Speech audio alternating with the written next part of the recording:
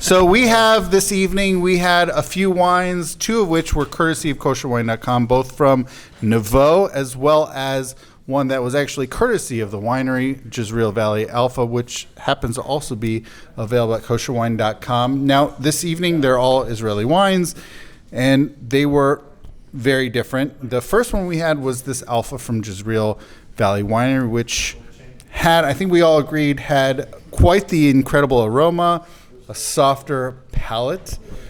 We had cherries, kind of fairly spicy, black peppery on the palate, and then it had, I think, some saltiness. There was also an astringent dryness. I think it's pleasant. It also has argamon in the mix in this blend. It's a 3 different varietal blend. I would describe this as a perfect pairing for when someone is transitioning from a first course, from an appetizer into like a heavy meat steak course. This is a perfect introduction, as it will really open up the aromas for oneself to invite like a heavy meat main course, but it also is very light in body, that it won't overpower the person's palate, and it'll really open it up to introduce that main course. I thought that the aroma, the nose on this was amazing. It was absolutely amazing. And the wine itself just had a real nice taste. It was easy to drink, and would, as was just said, go well with a heavier meal. This had very dark fruit, like cherry. We got maybe plums, right? Darker fruits going on. This was definitely a fun one. We then moved on to the 2 Nevo wines. We started off with a Petit Verdot, which did not have, I would say, this trio had the lightest aroma. The bouquet did not bloom, right? This one had a very strong bouquet. On the aroma was not so strong, but it had, I know you mentioned more floral notes going on. Definitely, for sure. I got hit right away with almost like an extreme perfume sense. Like some dude has way too much cologne on them.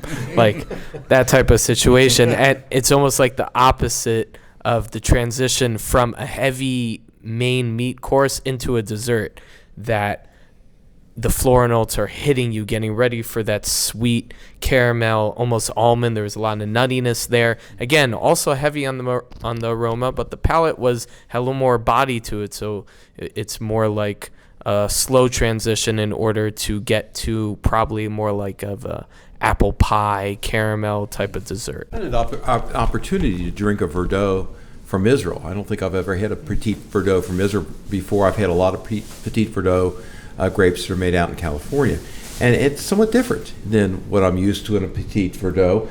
I found again that it was drier than I expected to be, and I also thought that I tasted more of an earthiness in the taste here.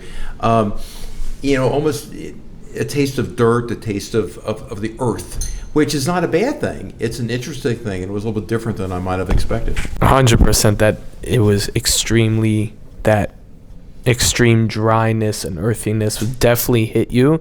And that's why also, I think, getting back to what I was saying, I think that is a great transition after like a heavy meat course. I think that would have maybe been tempered after eating maybe like heavy red meat. That might have actually maybe gone well with that. And then we finished off with this blend, which has already been finished off, actually. This, we returned to a brighter bouquet, similarly to the Alfa. It had much more of a nose. I enjoyed the nose, and on the palate, it was very pleasant. I will also mention that we had both on this one as well as the Alfa to start off with. They had salty finishes with astringent dryness. They all had astringent dryness. Probably they all spent time hanging out in some oak. They got their oak thyme in, which I enjoyed, and there is something to be enjoyed about the astringent dryness. Someone commented you need some water to drink afterwards. It's just so dry, but I found that to be a feature. Or food. Water Right. or food. Food works too. I found this one a little bit different, not necessarily from what you're saying, but I found it different than the other wines. I found the tannins were more front in here. You could taste and you could smell the oak from the barrel, and this a little bit more upleaf than the other wines. To me, it was just a beautiful, deep, whether you want to call it deep red or deep purple color. And I found plum taste. I think other people had mentioned other deep fruit, but absolutely, this is the one that I noticed the saltiness that Drew, you were speaking of, and the finish. Absolutely, It was like a spicy chili, like smoky chilies were heavy on the aroma, and almost like I would pair this with a spicy meal if someone had, as opposed to a light appetizer, maybe had more of a Mexican cuisine. Like this, I think would pair perfectly with something like that. This might have won the night for us. This was definitely very fun. This was it was full. It had a lot going on. And I would say, as opposed to the Alfa, where it had like a really incredible bouquet on the aroma, but the palate did not necessarily match that. This had the aroma and the palate were in sync. nice blend. I mean, I think they did a good job of blending it to produce what they wanted. Very good. Well, this is the trio we had this evening, and I want to, of course, always thank kosherwine.com for sending these, as well as Jacob Nir David for sending this one. And with that, thank you everyone for sharing your notes, and l'chaim.